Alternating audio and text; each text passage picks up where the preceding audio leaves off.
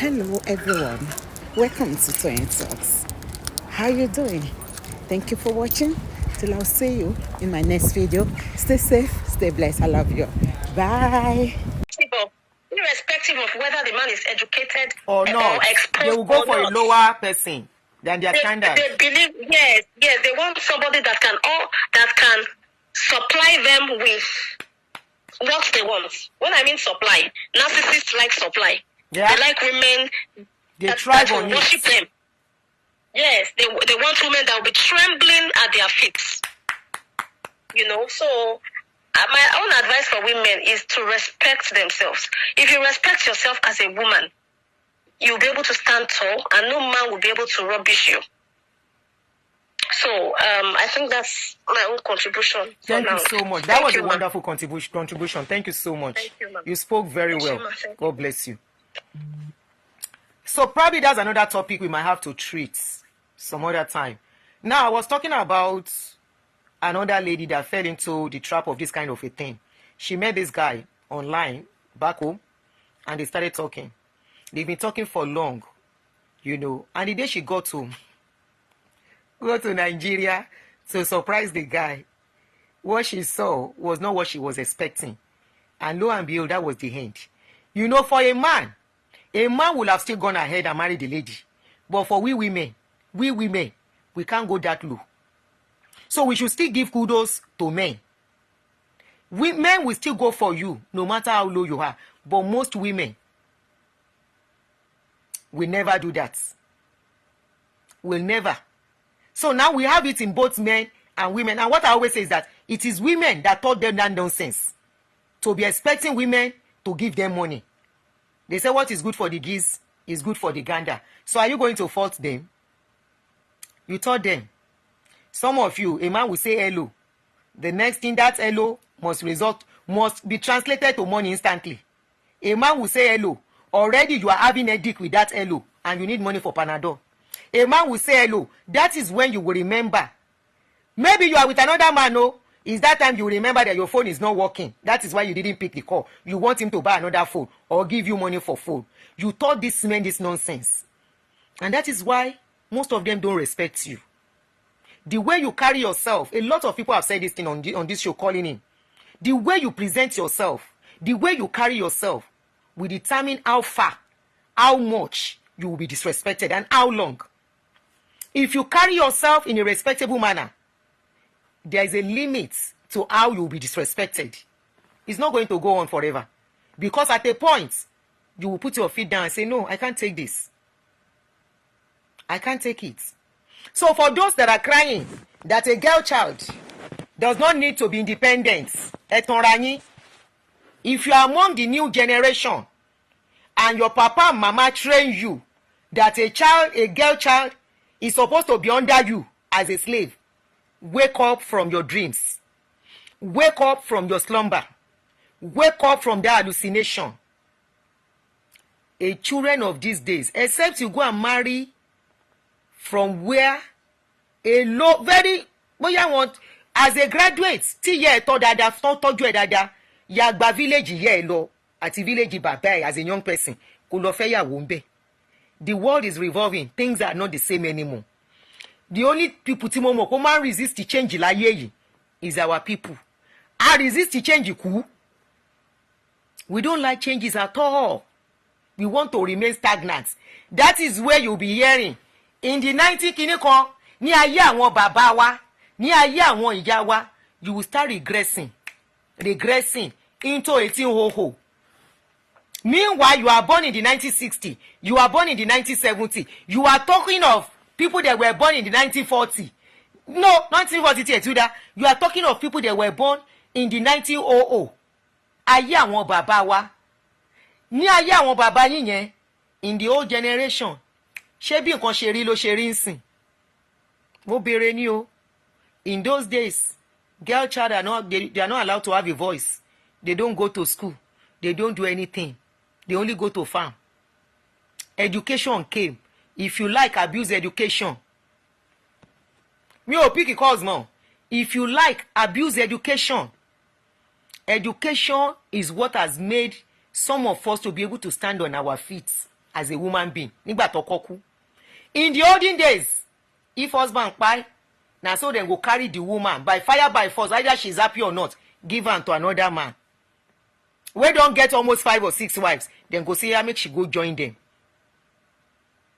If you like abuse education from now till tomorrow. What about us first call? You want to call? Call now. I don't know, you were trying to call. Oh, okay. Mo ti fẹ́ pè padà. Mo ti fi sí focus ni. So this is not the generation where you will say a woman should not be educated and independent. Eye tanra yín. Hello. Hello, Aunty Adunni. Yes, sis. How are you? Good afternoon, sis. Well done. Let me put you on speaker. God bless you so much. Amen. And you God too. bless you so much. Amen. Really, for watching the topic Thank you. you're treating. Bluetooth mode. Well, Connected. that is, please get independence. At all costs, get educated. At all costs, get independence. Men will be men at some point in time or the other. I just want to share a brief, just something very close, somebody very close to me. At some point, there was a sister. They were giving a hell of time. Our in-laws were giving her and her husband were giving her a hell of time in the marriage back in Nigeria. Our husband is a mommy's boy. There is nothing that happens in the house that does not relate to the mother. He literally spent every other week. I spent the week only. The other next weekend he would spend in the house with her mom, with his mom rather. He would tell the wife, "I'm going home." Initially, in the course of the marriage, the wife is always following the husband to the mom's house. But over time, she did not enjoy probably the reception and a whole lot of things. She stopped going at some point in the marriage, following him. To the in-laws place. But it was a whole lot of crazy experience for her, even when she, at some point she could not take it, because at some point they told her outrightly that she was a slave, as in, ìyàwó obìnrin ẹrú ní nílé àwọn nílùú àwọn ẹrú ní ìyàwó nílùú àwọn nílé àwọn. Pé ẹrú lobìnrin jẹ́. So apparently she could not take it. She left. Which year is this? 2 kids. Ma? Which year? Which dispensation? She left like about, that was when the marriage was about almost 10 years. And what year are we talking of? Yeah, she left. I want to know the year. Around 2000 and... Yeah, maybe 2017 to be precise. Year 2000, ni wọ́n pe obìnrin ní ẹrú. Okay, somebody said that's what Abeokuta people say. Wow. It actually happened to me. Let me just come out. It happened, and thank God for the kind of person I am. I'm an up and doing person. Is the man Abeokuta? So I could not. Ma?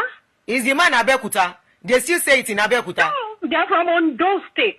No, he's even the mother. He's from Lagos State, but the mother is from Ondo State. But the mother has a lot of influence. He has apparently lost his dad a very long time ago. Wow. So, they said,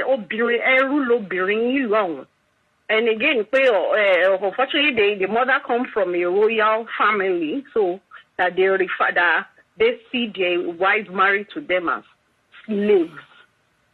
So after some time, I could not take it anymore. So I just had to. I thought about it because I had my second daughter. I had some serious health challenge where I came to have her in the U.S. We went back home. The abuse still came more. The mother too still keep tormenting and everything. At some point, I just told myself, I said to myself that this will continue, this can never end. It was left to me, I would have opted out, but my mom was like, I came from a typical Igbo woman. She would not allow you to leave. She wants to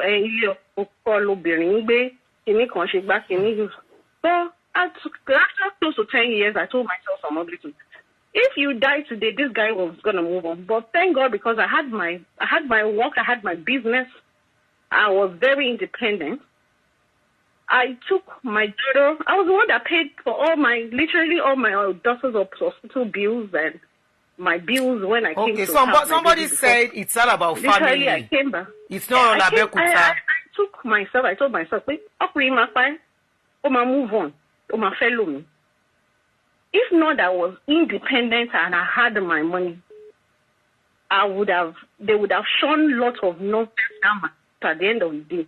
Is either I was already getting depressed. So, and again, at some point at the stage, the way I was looking at him was not healthy anymore. It was not. I had to tell myself, is it that boy, buy some conduct or drink or king or buy it or so I just had to tell myself that I needed some time for myself so that I can be able to mentally to get myself together. Then my daughter was still having a health challenge. So I talked about everything surrounding that. My daughter also needs constant medical help. And healthy environment going back and too. Forth. So I just had to tell myself that, I move on. I carry my 2 daughters. With my load, I left Nigeria, I relocated. To be fair, honey was constantly, at some point, going on the kids. But later, he left.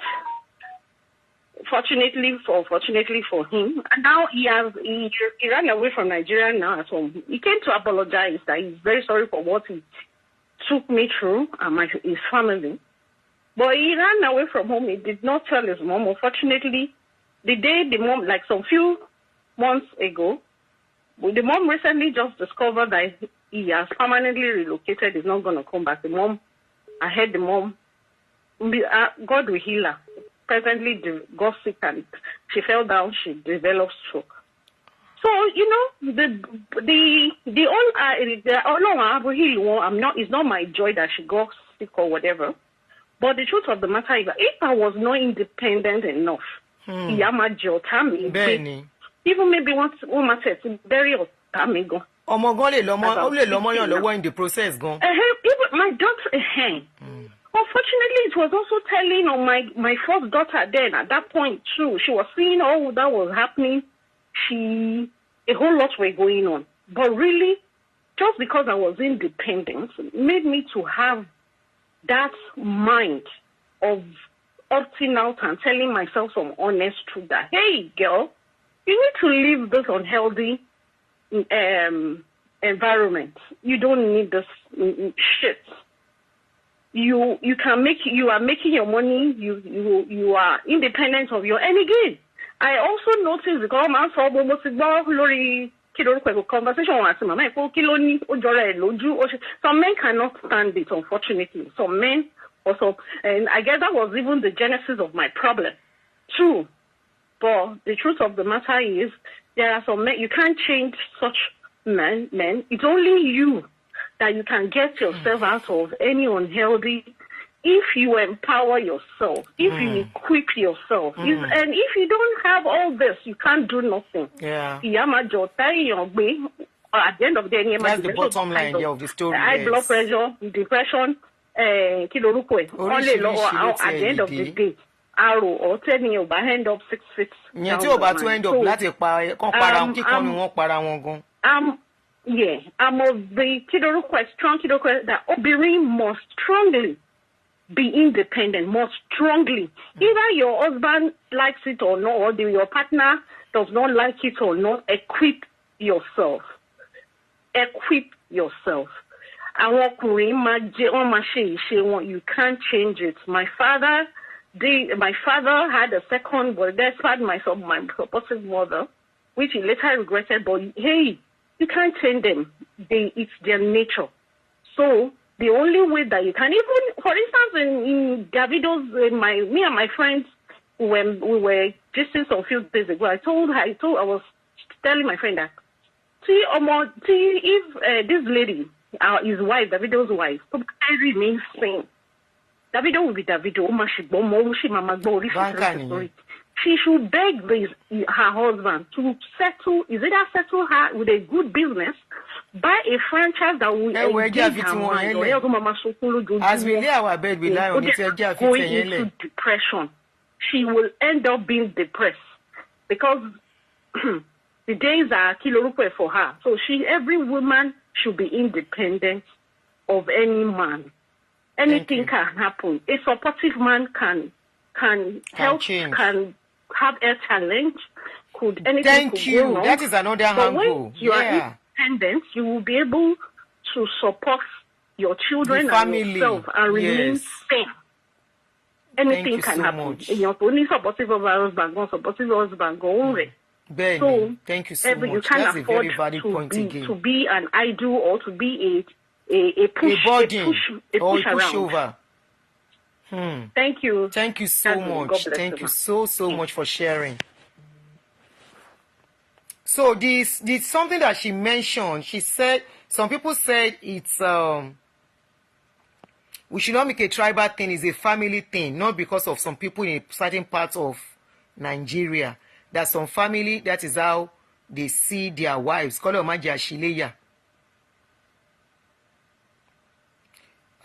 Okay, I'll call you back. Hello? Hello. Hello, please, can you make it very brief? Maximum 3 minutes, please. Okay. In fact, I'm so happy that I even got in touch with you today. You know me do go. But please, me, if I saw any English, to read on mommy at your coming. Ah, okay. So you ma sọ ní Yorùbá, so Okay. ẹ bá mi translate. Okay. Ẹjọ́, wọ́n á gbọ́. Àwọn òbí bá dẹ̀ sọ ní English, wọ́n á ní mò ń rojọ́ bóyá dádì wọn. Wọn kì í like at all. So Okay. mi ní fẹ́ ṣe yẹn. Okay. Sherry, the last caller just said it all. This last caller, before I call. Òyìnbó lẹ tún sọ yẹn o. Ẹ má dá ilé yín ara yín rú o. Kí lẹ sọ? Ẹ má dá ilé ara yín rú o. Òyìnbó lẹ ń sọ yẹn o. Ẹ ṣeun. Mi ì lè yẹ̀pẹ̀ náà ni. So, wọ́n ti sọ tán, nǹkan tí wọ́n sọ yẹn gan-an ni kí obìnrin kó má dára lé ọkùnrin. Gbogbo bó ṣe wù kífẹ́ náà kó máa gbóná tó, kífẹ́ yẹn kó máa gùn wọ́n tó, kí obìnrin kó ní iṣẹ́ rẹ̀ lọ́wọ́. Torí èmi mo victim kìíní lè mi náà, but Olúwa kó mi yọ torí wípé níbi tí wọ́n ti raise mi ní ìlú Ìbàdàn ni wọ́n ti raise mi. Wọ́n dẹ̀ raise mi gan-an from strong. Èmi mo half northern and half Yorùbá ni mí, but mo gbé díẹ̀ nílẹ̀ Yorùbá torí ẹ̀ mo ṣe ń sọ Yorùbá. Ìyá dáàdì mi Yorùbá ni wọ́n, Ògbómọ̀ṣọ́ ni wọ́n, but mọ́mì mi Haúsá ni wọ́n, Bauchi, and I was born in Bauchi and raised in Lero. So ọkọ mi ó rí mi bí ẹni tí ò mọ nǹkan kan. Ṣé Nàìjíríà lọkọ yín náà? Teacher mi ni mo fẹ́. Teacher yín lẹ fẹ́. Ṣé bẹ́ẹ̀ ni? Okay. Teacher tó kọ́ mi. So wọ́n jù yín lọ dáadáa. A ti bẹ̀rẹ̀ àgbà tí mo ti pín wa ní form 6 láti bẹ̀rẹ̀. Èmi rò pé fẹ́ẹ́ ni. Mi mọ̀ pé ó rí mi bí ẹni tí ò mọ kankan Haúsá. Ṣóyè yín, ó ṣàfẹ́ mi ṣá. Later ni mo wá rí nígbà tí mo wá sílùú òyìnbó. Tí mo bímọ kan tán, mo wá ṣẹ̀ṣẹ̀ wá rí true colour. Ṣé ẹ rí ọkọ mi ó jẹ́ ni tó lè kò kí ń fẹ́ kóbìnrin kó ní nǹkan kan tiẹ̀. Òun ló fẹ́ máa yàn fóbìnrin. In fact, kò fẹ́ kẹ́ ẹ mọ nǹkan kan. Ó dà common computer gan. Kẹ́ ẹ mọ bó ṣe ń lọ. But a ṣe gbogbo ẹ̀, a róúnjẹ sílé, a ṣe gbogbo ẹ̀. But irú life wo nìyẹn? Omi mi wá sílùú abroad tí ò sí bàbá tí ò sí yà. Ó dẹ̀ fẹ́ kí n lọ sí school sí kí n tún lajú. Ọlọ́run ló ní kí wọ́n raise mi ní Ìbàdàn. Kí n ti wà street smart. Mo ṣe bẹ̀rẹ̀ sí ní ṣe catering job nìyẹn o. Catering job yẹn mo wà nílùú yìí for 17 years. Nígbà tó pé 18 years lọ́kọ mi wá fún mi níwèé. Mo wá ṣẹ̀ṣẹ̀ dé. Ní mo ti di citizen o. But ṣe tí ìbá ṣe pé mo wà independent, ìbá ti fi sílẹ̀. Torí kò fẹ́ kí ní nǹkan kan àtọ́ kí n sá máa bẹ̀rẹ̀. Apart from pé wọ́n fẹ́ kẹ́ ẹ mọ nǹkan kan yẹn, ṣé wọ́n fìyà jẹ yín? Kò fìyà jẹ mí bọ̀ tẹ mo ṣe lè wà lábúrò tí mi ní lọ sí school.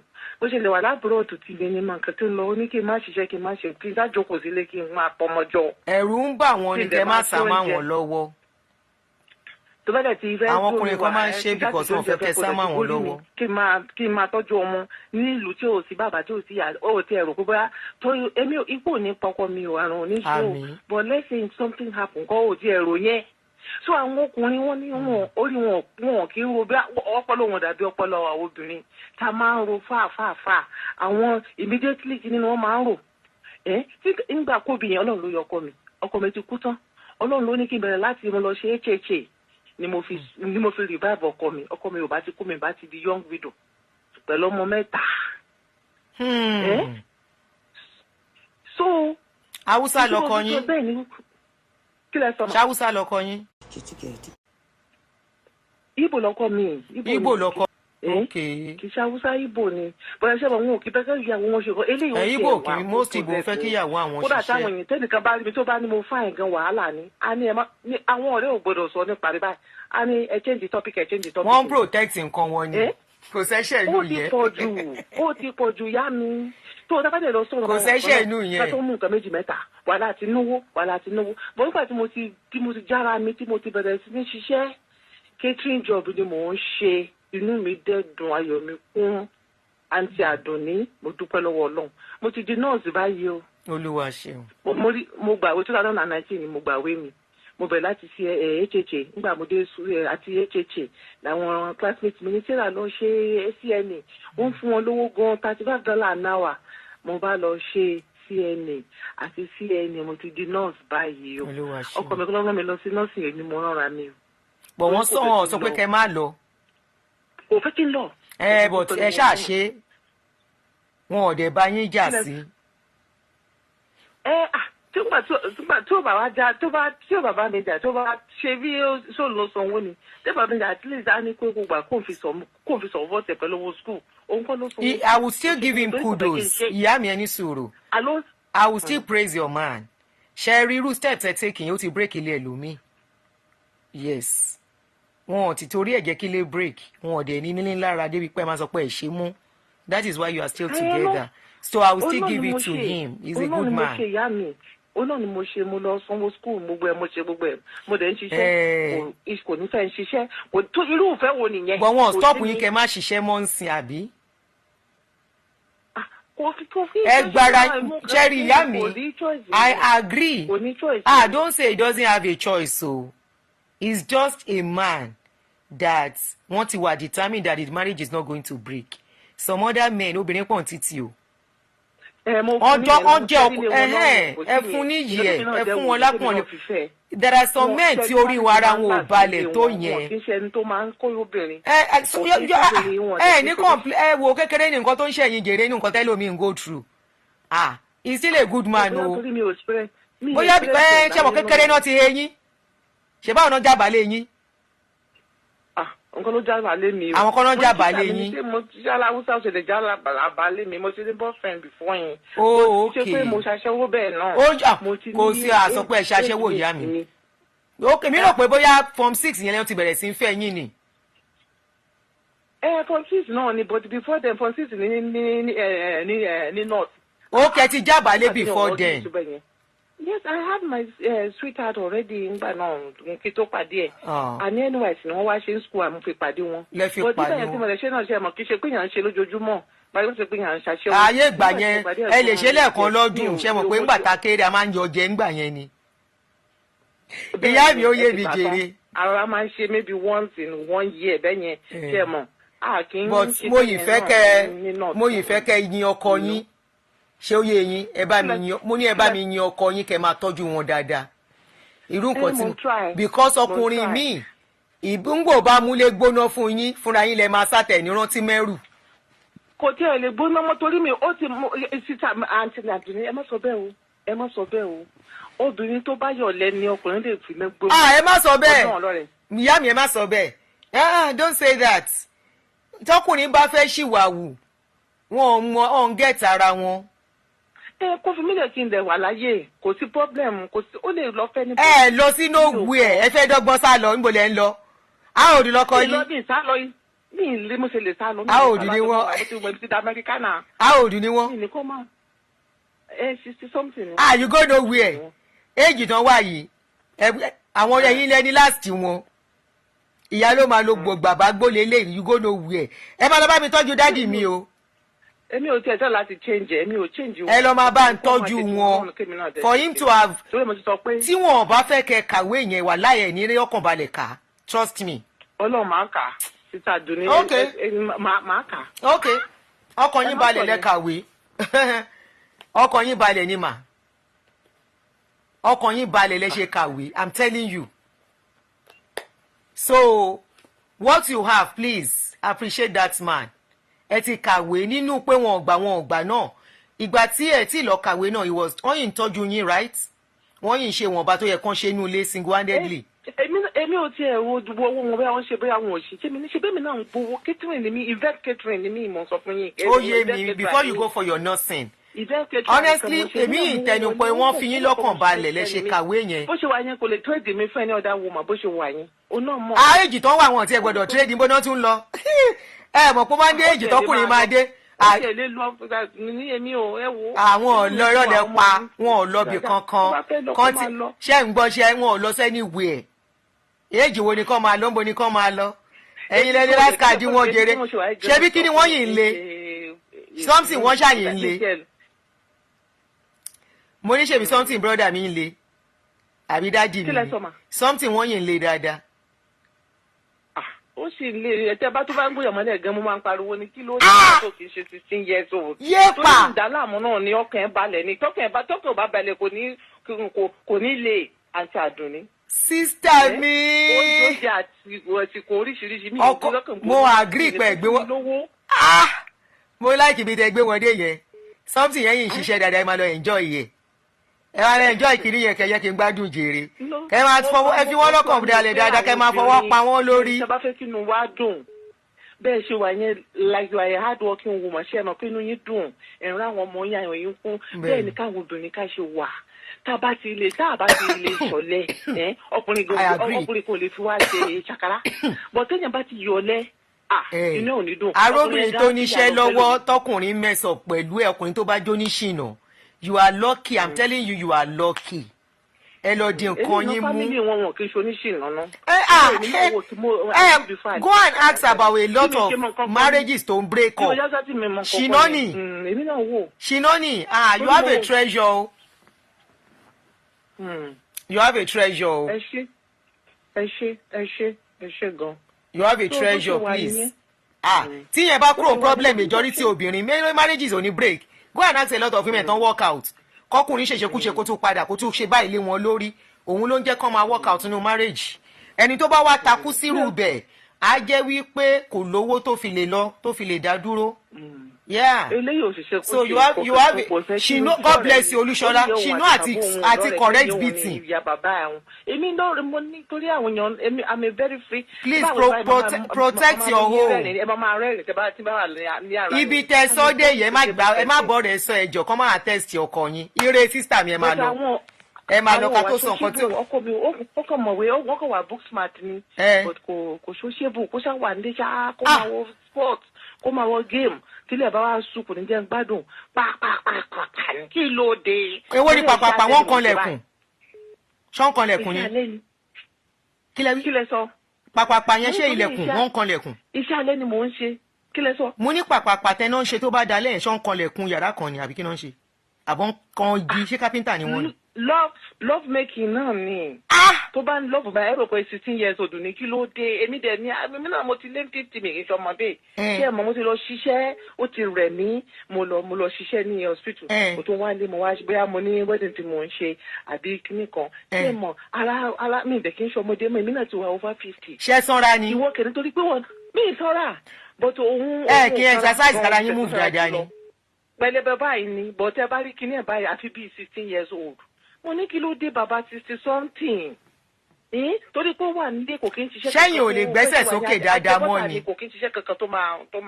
Wọn ò ṣiṣẹ́ agbára. Ó ń ṣiṣẹ́. Ọlọ́run gift lẹ ní lọ́wọ́. Kí ló ń ṣe kíní ni ẹ má sọ òyìnbó kọ́ máa mọ̀ pọ̀rọ̀ wọn là ń sọ ṣe mọ̀ pé yèké là ń ṣe. náà nọ́ọ̀sì ni wọ́n pẹ̀lú kíní ni wọ́n ṣe Olúwa ṣeun dialysis nurse lòun náà. Olúwa ṣeun wọ́n yìí ń kẹsẹ̀ yín sókè dáadáa. bọ̀ kéèyàn tó aláti sọ pé òun ò jẹun a ní kí n má fún un lóúnjẹ o kí sáwà kí n wá ni bá bẹ̀rẹ̀ gan kí la máa ṣe má wọrí má fún mi ní kankan ṣáàtì fún mi ní tabẹ́ iye wọn ń tabẹ́ ó ní nǹkan tó ń fẹ́ nìyẹn. ṣé mo pé wọn ò ṣe ṣìnà ọkọ yín ò ṣe ṣìnà ó ti ẹ̀dá gbogbo àwọn tó wà. kó tiẹ̀ lọ ṣe ṣe translation kó tiẹ̀ fi mí lẹ̀ later I will translate. iṣẹ́ ni kí n lónà àkáǹtì. kan fi yín lẹ̀ ẹ̀yin náà lẹ ti máa rẹjọ́ irọ́lẹ̀ ń pa sísítà mi ẹ̀ ń gbádùn wọn pàṣẹpàṣẹ. ẹ máa mọ̀ pé èrò tí mo jẹ́ ẹ máa mọ̀ pé tí mo ti òkè láti. ok ẹni sùúrù ṣe nídìí helper kí n bá ọkọ yín wá helper ṣe nídìí tó ẹni tó máa help ọkọ yín sódà wọn ni máa dì yín lára púpọ̀ kí n bá yín wéyàn kan. ọkọ mi nígbà tí ṣe pé mo ló máa ná fún wọn. ṣé ń gbọ́ sísítà mi. owó èlò máa ná fún wọn eléyìí ò tiẹ̀ lè náwó tó dáhùn gan aládà àti làwọn tọwọ́ ẹ̀ kò lè náwó fúnbìnrin èmi gan ṣe mo rówó ẹ̀jẹ̀ mi rówó ẹ̀jẹ̀ but ó san bíi ẹ reduce iṣẹ́ yín sísítà mi. káwọn obìnrin tí wọ́n bá ti ọkùnrin tí wọ́n ti lè náwó fọkùnrin wọn kì í ní girlfriend.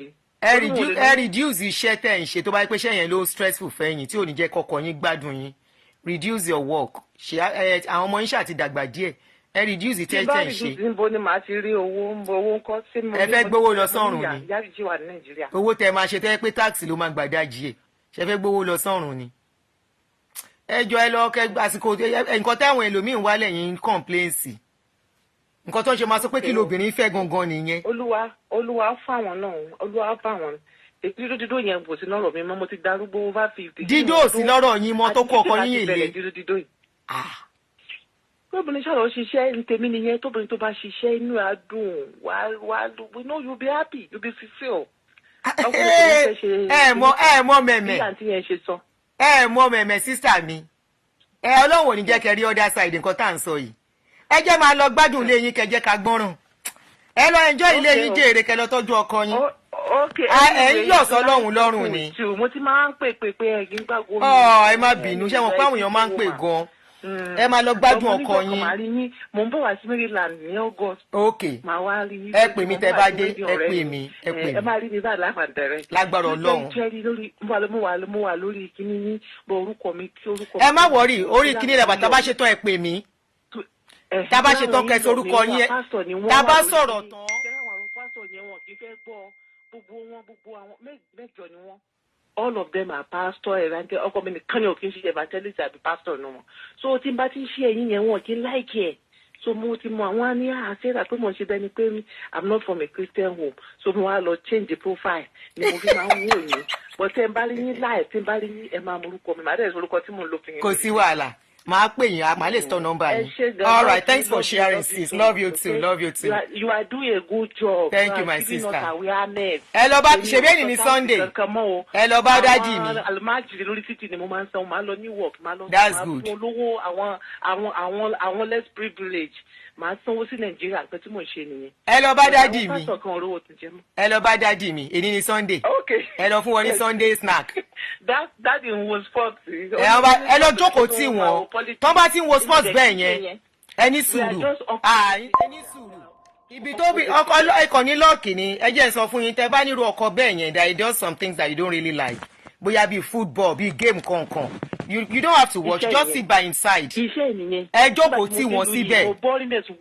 ó fẹ́ pa mí géèmù yìí ni. ẹ jókòó ẹ máa bá wọn wò ó èmi ò dẹ̀ kí n ṣerú yẹn. kálẹ̀ ń wò you will have taken kálẹ̀ máa ń bá wọn wò you will have taken interest in watching it.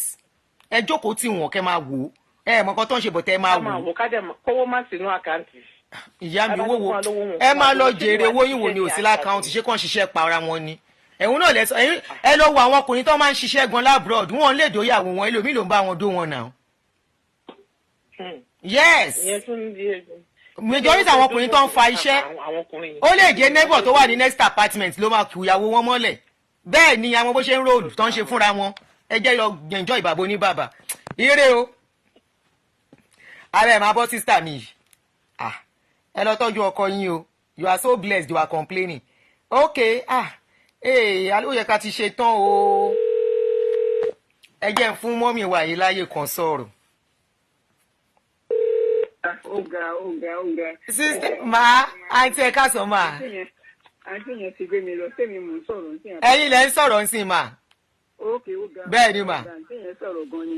A ti sọ pé kó lọ kó lọ pay attention sí. yes o kọ́ lọ tọ́jú ọkọ wọn o wọ́n wà blessed nǹkan tóbìnrin míì ń wá ṣẹ́dáwò obìnrin ànítẹ̀ lọ́rùn. nǹkan tí àmì o sọ ní pé nǹkan tí n kọ́kọ́ fẹ́ sọ ní pé àwọn ọkùnrin míì wọ́n ń jẹ́ kí ìyàwó wọn ṣiṣẹ́ ṣé mo táìmù tà wá mo ní àwọn kan tó wá síbí báyìí ṣé ń gbọ́ mi sá. mo ń gbọ́ yín mà àgbàlagbà náà ń bá wa sọ̀rọ̀ yìí o tán tún ju àwa lọ dáadáa. in the 70 la wá kàwé ń bí báyìí. yes ma. àwọn òdẹ lọ́lé èmi lọ́lé ẹjẹ́ mọ̀ pé ọ̀rẹ́ mi yẹn bàbá yẹn ti kú sí kò jẹ́ kí ìyàwó ẹ̀ kàwé rárá. ọlọ́run bá wọn ṣe wípé wọ́n ní ọkùnrin kan obìnrin méjì. so ìgbà tẹ́mi wá tún padà wá àwọn ọmọ yẹn ló ń ran obìnrin yẹn lọ́wọ́ láti ṣe many things kò lè dá ṣe. tún yé yín. and for over 30 something ni ọkùnrin yẹn fi sick ló fi ṣàìsàn àwọn ọmọ àtòun yẹn ló tọ́jú ẹ̀. wow. ó yé yín so kinní yẹn pọ̀ lóríṣiríṣi ọ̀nà tá a lè sọ ìgbà tí wọ́n discover pé ọ̀rẹ́ mi yẹn kò tẹ́ ẹ̀ mọ̀ nǹkan kan ó yà mí lẹ́nu gbogbo ipò tá a bá wà nífẹ̀ẹ́ mi ìtẹ̀mọ́ bí ṣe máa sọ Yorùbá ló yẹ kí n sọ ká máa dúpẹ́ ó yà mí lẹ́nu ṣẹ́mọ̀ gbà tẹ́mi wá padà sí ìlú yìí ní mo ṣàpadà ní kinní kan 13 àbí 203 ṣá mo wá rí i pé ìgbà tọkọ yẹn wá kú èmi wá tún get into her láti ràn án lọ́wọ́ ibi tí ń ràn án lọ́wọ́ yẹn àwọn ọmọ yẹn máa interject àwọn máa ṣe gbogbo nǹkan tó yẹ kó ṣe mo wá discover pé ká bá ń wíru a máa wíru pé àwa ta ní ọkọ tó jẹ́ ká tẹ̀ ṣe díẹ̀díẹ̀ ká máa dúpẹ́ mo rò pé àwọn èèyàn máa understand tó ní ìtẹ̀mọ́ bí ṣe máa sọ. ó yé mi o. wọn jẹ́ kó ka nǹkan kan. ọkọ ò jẹ́ kó advance. Was she not working? She was not working too. She was not working. ó ń ṣiṣẹ́ bọ̀ kò kàwé kankan. ṣé mo pé education náà máa jẹ́ kéèyàn náà wà. Yeah, life will be much easier. You will hear more enlightening what is going on in America, in New York for that matter. So gbogbo kìíní ìpín sọ́nà oríṣiríṣi tábà àtòrìláyé tábà pè síwájú àtúnṣe sẹ́yìn. So ìyẹn mo ní kí n kàn sọ pé nítorí yẹn tí màmá yẹn tó sọ̀rọ̀ lọ kó yá lọ mọ bó ṣe máa ṣe kíní ẹ̀ ò ní dènà kán máa jọyàn lójoojúmọ́ kò tó yẹ kó lọ adjust rẹ̀ ó máa adjust rẹ̀ kẹyà kíjọ́ tó bá bá yín sọ̀rọ̀. Yes ma, thank you so much ma. pé gbogbo ẹ̀ ló wà lóríṣiríṣi ọkùnrin míì àwa kò ní jẹ́ kí ìyàwó ẹ̀ ní nǹkan kan kó tẹ̀ kàwé kó tẹ̀ ní enlightenment. bẹ́ẹ̀ni. mo fi kò yé yín nǹkan tí mo sọ. yes ma, bẹ́ẹ̀ni. ẹ kú iṣẹ́ inú mi dùn tí n ẹ ṣé ma, thank you so much ma. gbogbo nọ́mbà ni mo lọ ń pè. Okay. Thank you so much. Very old number. Lẹ́ẹ̀pá kátàpápá ló ń gbé. Ẹ ṣé ma, ẹ má bínú. Ẹ mọ̀ pé ó ti pẹ́. So thank you for answering my call. Ẹ ṣé goma, thank you so much. Okay. So at this point, I think I should stop taking calls so I can go. Let me Òyìnbó. Let me translate. Ẹ fún mi lóyìnbó, òyìnbó á dẹ̀ sáré tẹ́ bá fẹ́ sọ òyìnbó. Interpret what the last lady said in Yoruba. She said she got married to her husband early. They moved to US, and actually a teacher in secondary school was who she married to. She's married to. So they relocated to America, and the man refused her working or doing anything. It was everything, paying the bills and everything. And she wanted to go back to school, but this man refused. At the end of the day, she forced herself and had to go to school, okay? And, she said she was glad that she did that, because at a point the man became sick. It was because she was working that could help her. We are talking about a woman being independent, having something to do, that anything can happen at any time. And it doesn't mean a woman working or you are financially independent that you should not respect your husband. You should not be submissive to your husband. Neither should the husband be disrespectful to the wife. So she said, the bottom line, why we are laughing, why you saw us laughing was because she said the man, at least they are still together. The marriage is good. The marriage, they have children together and everything. That she's working now and she's happy she took the bold step, because it got to a point she had to step in financially in the family. And the only problem she has is the man likes knacking too much. That was why we were laughing. She said the man likes knacking too much. She said the man, they knack like 16-year-old pikin. Say he did knack like a young person. I tell her and say, waiting be in job if you no knack you. Na knacking e dey for na that age. Is a 60+ man, you are 50+ man, woman. If the place dey dry, go and buy pH balance and soap to dey wash the place. E go make the place dey slimy. The place go dey slimy so that e no go dey pain you. Or you go and buy water-based or whatever they call it, lubricant to be using when you want to do. Or if you need estrogen something to boost your pH, go and collect it.